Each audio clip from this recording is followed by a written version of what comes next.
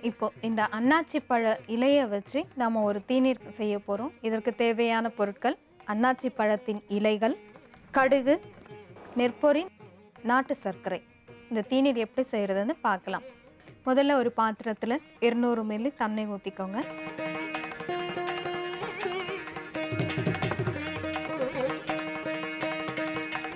தண்ணி லேசா சூடானதும் அன்னாச்சி பழத்துடைய இலைகளை நம்ம இதோட சேர்க்கணும்.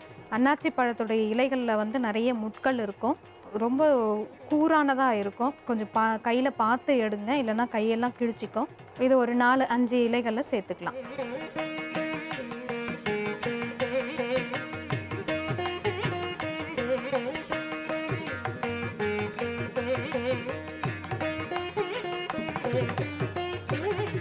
அடுத்ததான் இது கூட அரை தேக்கரண்டி கடுகு சேர்த்துக்கலாம்.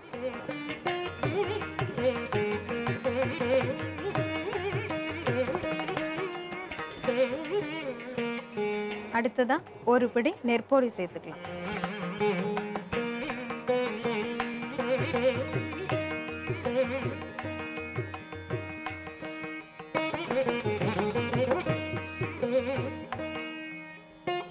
இந்த அன்னாச்சி பழ இலைகள் வந்து நல்லா வேகிற வரைக்கும் இந்த தண்ணியை நல்லா ஸ்லோவில் வச்சு காய்ச்சிக்கலாம்.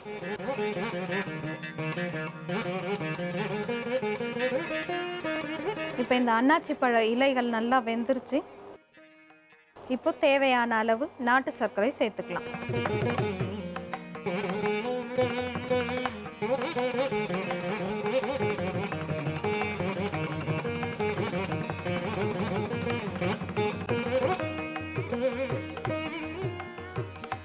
இப்போ இந்த தீநீர் தயாராகிடுச்சு. இதை வடிகட்டி எடுத்து வச்சுக்கலாம்.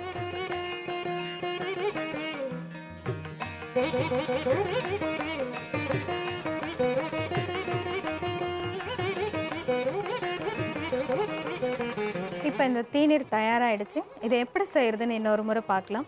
ஒரு பாத்திரத்தில் தண்ணி ஊற்றி அன்னாச்சி பழ இலைகள், கடுகு, நெற்பொரி, நாட்டு சர்க்கரை எல்லாத்தையும் சேர்த்து நல்லா சுண்ட காய்ச்சி வடிகட்டி எடுத்து வச்சோம்னா இந்த மருந்து தயார். அன்பார்ந்த நேயர்களே, இந்த தீநீர் தயாராகிவிட்டது. அதாவது தொடர் விக்கல் வந்தால் இந்த தீநீரை வந்து 1 மணி நேரத்திற்கு ஒரு முறை ஒரு 25 மில்லி வீதம் தொடர்ந்து சாப்பிட்டு கொண்டு வரும்போது அந்த தொடர் விக்கலானது படிப்படியாக குறைந்துவிடும். விக்கல் வருவதற்கு மிக முக்கியமான காரணம் என்னன்னு கேட்டிங்கன்னா